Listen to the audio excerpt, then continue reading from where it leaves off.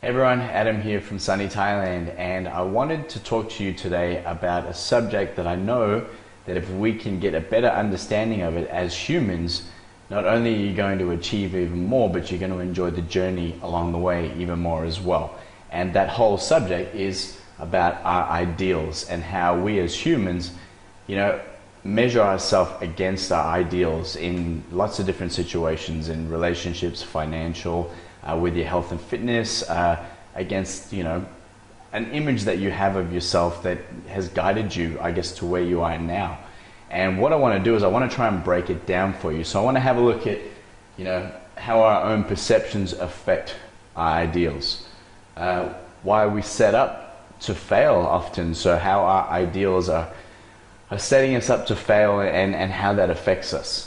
How to recognize when this happens, and how to recognize that you're in the pattern that you're in, and that your ideal at the moment, or working towards your ideal, isn't aiding you in any way and isn't helping you move forward. How to use this for success. So we're going to have a look at obviously what's affecting you, but we want to have a look at how you can use your ideals for success, and what things you can take from having an ideal and picturing yourself that way, and get you to move forward to achieve some amazing things. And we're going to start here with our own perceptions, and we're going to start here with horizon. And I've got these notes here just for an easy way for you guys to try and remember some of these points. But when it comes to horizon, it's a little comparison, but when we're kids, often you can see the horizon out in the distance. And I remember having the conversation myself that if I run really fast, I can get there. Or I wonder what's going to be there if I get there. And you always had that little conversation with yourself. But as we get older, we start to realize it doesn't matter how fast we can run, doesn't matter how much we think about it, we're never going to get to that horizon that we can see in the distance, because it's not real, it doesn't exist. All right, but our brains take a while to work that out. When it comes to our ideals, it's a very similar thing, that we have this picture of what we think we should be like, or what we should be doing, or what we should have in our lives. But often, doesn't matter how fast you run there, it doesn't matter how much you think about it, it doesn't necessarily make that real. All right, but it's a concept that when we're a kid we can get over that, but as adults, when we compare it to our ideal, it's something that we often get stuck on. The other part of that is compare. So, when it comes to your ideals, and when it comes to your own perceptions, what are you comparing yourself against? And is your ideal comparing yourself against a family member? Is it comparing against a colleague? Is it comparing against, just where you think you should be, or where society says you should be? And how much is that affecting what your version of your ideal is, and how realistic that is to you. Your beliefs. So often, when you're growing up as a child, or when you're going through certain things in your life, you'll have a belief system, or your parents will ingrain a belief system in you that lets you, either think that yes, you can achieve whatever you want, or no, this is your limit. And the problem with that is that if somebody has set your limits for you, and that's something that you believe, then your ideal is going to be very short-sighted, or it's going to be something that is in your mind nowhere near where you should be. So you're always working towards it, but your belief is that you can never get there anyway, even if that seems like it's not far away. But you'll constantly be talking to yourself based on your beliefs. So if you believe that your ideal is something that you can achieve, all right, have you achieved it yet? And if you haven't, how are you feeling about that? Which is sort of going to lead me on to my next point. All right, why we set up to fail. When we have a look at that, the biggest thing when it comes to why we set ourselves up for failure is what we focus on. And the biggest issue that I have with ideals, and I know it's affected myself in my life, is that when I'm always constantly striving towards new things, and that's how I work. I'm very passionate about always having something to move forward to. If my focus is always in the distance, and it's always on that horizon, it's always on that ideal, all right, where do I celebrate my wins? Where do I feel better about what I'm doing? where do I feel like I've actually achieved something? Because if I'm always working on achieving something, when do I actually achieve it? And if I'm always focusing on achieving new things, when do I stop and actually get the fulfillment that I have achieved what I have to date? And by doing this and by focusing on our ideals, and by it being something that often isn't very realistic and it's often unattainable, we're setting ourselves up for failure, because you're always going to be working there, but how often are you actually going to get there? And that's my next point, is that often these are unattainable. And you can look at athletes for this as an example. Often an athlete will be working at the highest level of performance, but their ideal is the gold medal in the Olympics. And if you're talking about a 100-meter sprint, you're talking about point something of a second between, you putting 5, 6, 10 years worth of training into that one event, and your ideal is to be sitting there in the gold medal, not your ideal to be in the event. And if you don't win the gold medal, then what? Is it unattainable? Why are you working towards the ideal, and where did you get your sense of accomplishment if you didn't get the gold medal? All right. The other point I've got here is confidence. All right. And why I say we're setting ourselves up for failure is that if you're setting your ideals, and I don't mean goals, I don't mean limits, I don't mean anything else, I mean this ideal that we have of ourselves, that we should be 1% body fat all the time, and I should have long curly hair, which we just know is not going to happen. But it affects your confidence, because every time that you're working towards something, and every time you're working towards something that is virtually unattainable, working towards only your ideals is pretty much a game that you cannot win. And to not have those little victories along the way will affect your confidence. And when it affects your confidence, it affects the way that you want to move forward. It affects the way that you want to take action. It affects the way that you feel about everything that you're doing, and how positive you are about moving forward with it all. So yes, set the bar high, but what we're looking at today is your bar a realistic bar, and what's your bar, I guess, measured against? Okay? And how do we recognize the fact that we've done this ourselves? Because often it's a pattern that we get caught up in, and we don't realize, one, what the pattern is, but two, what is the ideal? What is this version that I'm trying to work towards? I'm just working all the time. But what actually is it? Who is it? What is it about that ideal or that situation or that outcome that I'm really working towards? And, the best way to work out if you are doing this is have a look at your history. So when I say history here, have a look at your track record. So how many times have you tried to do the same thing and haven't ended up there? And when I say the same thing, I don't mean starting to exercise. I mean, how often have you tried to be straight into a size 6 dress and not being able to achieve it? Or how often has it been, I'm not happy until I get to 11% body fat, I'm going to keep working on it, but then you don't get there. You know what I mean? Because suddenly you've gone from here to here, and what happened in between? And if you're constantly doing the same thing and ending up at the same result, we got to have a look back at that. So your history is a really good indicator to work out whether or not you're working towards something that is unrealistic. And please keep in mind, I'm not saying keep your standards low. I'm saying, what are we actually working towards? And let's get a bit more specific about it.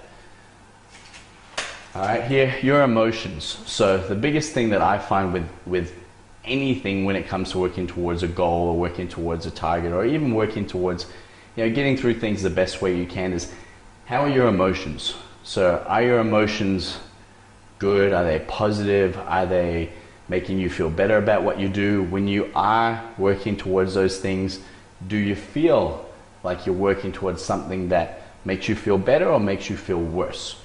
If it's so far in the distance, or if it's so unattainable, or you don't believe that you can do it, what do you think you're feeling emotionally, and how do you think that's helping you at the moment? And I deal with this a lot with clients, and you can tell me everything you want all day long. We can have great chats. We can go through lots of different stories, but emotionally, how are you feeling, and how is that affecting you, and how is that affecting, the way that you're doing everything in your life? Because please keep in mind, this will apply to lots of different areas in your life. All right, tracking. okay? This is one of the things that I love to do, because what I try and do is take the emotions out of why we are where we are. You know what I mean? So in terms of recognizing the fact that you've been setting yourself up to fail, or you've been working towards an immeasurable goal, and I see it a lot with women. Often it's based around weight. So I put on 20 kilos since I had kids. When I was 19, so like 15 years ago, I was 57 kilos, and I just want to get back to 57 kilos, and I'm not going to feel better until I reach my weight loss goal. Okay, keeping in mind that if we track it, first 6 weeks, 3 kilos gone. Next, 6 weeks, another 4 or 5 kilos gone. A year down the track, maybe we've only lost 12, 13 kilos. We haven't lost the whole 20, but body fat percentage is lower, measurements are lower. You're in exactly the same clothes you were in when you were 57 kilos and feeling good and sexy, but what was your ideal? Your ideal was the 57 kilos. So by tracking it, you realize, okay, at the end of the day, my goal was the 57 kilos. That was my ideal. But if I break it all down and have a look at all the different pieces and what's happened along the way, I can realize that, hang on, my ideal is a little bit too far out there. I've got a lot of other things along the way that I can feel good about and use, to make sure that I have more successes and I have more confidence. All right? How do we use our ideals for success? So we've already recognized that, in often cases, if it's an unattainable goal, or if it's something that's not realistic and you're losing confidence, you're not feeling better about it, you are setting yourself up for failure, or you're setting yourself up not to feel any better about what you're doing, which long term is going to set you up for failure. All right? You want to reflect, okay? And the best part about reflection and self-reflection is taking the time to stop, recognize where you are in terms of how you're feeling, tracking what results are actually real, what practical steps have you put in place. Have you gone from not exercising or not doing something to your life to suddenly you are exercising and you are doing those things that you committed to? And how does that make you feel? Do you stop and feel proud that you've done those things, that you've followed through on all the action steps that you said to yourself that you would do? And enjoy that self-reflection moment. That's the moment when you do stop and you do go, wow, in 3 weeks I did lose that much, 6 weeks I did lose that much, in 12 months I did lose that much, or I achieved that much, or I did something I never thought I could, and now I feel amazing. I'm not tired, I'm not puffed, whatever it may be. All right, but reflect on where you've come from to where you are now, rather than always focusing on the ideal and the attainment of the ideal, rather than measuring yourself against where you've come from. Now, if where you've come from is the same and you haven't done anything, that's a whole nother conversation. But if you're viewing yourself as the same because you're comparing yourself to your ideal and the ideal still seems so far away, again, you're not going to feel any better. You need to compare yourself to where you've been, how you were feeling then, how you're feeling now, what you wanted then, what you have now, and enjoy that and get some positive energy out of that. All right, aspire. So, like I was saying before, the best part about, an ideal from my point of view is the fact that it pushes us as human beings to want more. So not to settle, to try and get more out of ourselves, to try and pursue a career path, to try and want more financially, to try and achieve more physically, mentally, whatever it might be. It gives you that drive. Okay, the problem is that you're driving to that horizon that you're never going to catch up with. So by reflecting back on where we were, okay, to where we are now, to then aspire to want more is good, but we need to be realistic about what we're aspiring to. And I don't mind, honestly, that I'm working towards something that in some ways is unattainable, as long as I'm aware of that and I understand that it is something that's not real. But if it drives me and motivates me to keep moving forward, which is, for me, for an example, is I want to be able to create products that help people all around the world. I'm talking hundreds of thousands of people is my goal in life. And, I don't know sometimes how I'm going to do all that. And I can't see myself standing there and creating something that 1 million people open, but I know that it drives me and motivates me. So if I keep doing things and actions that move me towards that, then I feel good, I feel positive. But then along the way, I'm going to stop and go, wow, you know what? This year I did create my first product and it did go around the world and I should feel good about it. Yes, it wasn't 100,000 people, but it was a start, and it was something that 4 years ago I couldn't imagine. So, you know, use your ideal as your momentum and as your positive energy to keep moving forward, but be realistic and recognize the fact that it is something that isn't real. It's something that we programmed in our mind that we want, but use it from a positive point of view rather than something that's unattainable, that takes away from your confidence. All right, and commit. All right, again, like everything that we do in life, the more commitment that you put into it, the more you're going to get out of it. So if you want to aspire to an ideal, you want to aspire to a certain, you know, achievement, attainment, it could be to spend more time on your own, whatever it might be. Make sure that you commit to it on a consistent basis, because often what I'll see is I'll see somebody that has an ideal, like the 57 kilos if we use it, and they want to work towards that, and they focus solely on that. So maybe they do it for 4 or 6 weeks, maybe they do it for a whole year. They don't get to that 57 kilos. They're comparing themselves against the ideal rather than on where they've come from, and they lose confidence, they don't feel positive about it, emotions aren't good at all, and they stop and they give up. All right, and I'm not saying necessarily they give up, but they lose momentum and they lose the belief, the self-belief in themselves that they can achieve that and that they can do what they set for themselves. All right, regardless of what your ideal is, regardless of how far out, how close, same with goals, if you do not commit to them, you will not get there. And like I was saying in my own example before, 4 years ago, there's no way I could imagine creating products that would talk to people all around the world. I couldn't imagine standing in front of a video camera and talking to people, whereas that's something that I actually enjoy now and something I have been able to achieve. So, you know, commit to what you want to do, use your ideals from a positive point of view, and to get that energy and momentum and motivation that you need to achieve what you want, but then make sure you stop along the way to recognize these things. Compare yourself to where you've been, rather than comparing yourself to that horizon that you're never going to catch up with. So I hope you got a lot out of that. Action homework here, if you can see that. What I want you to try and do and take away from this is start your day off on a very positive frame of mode.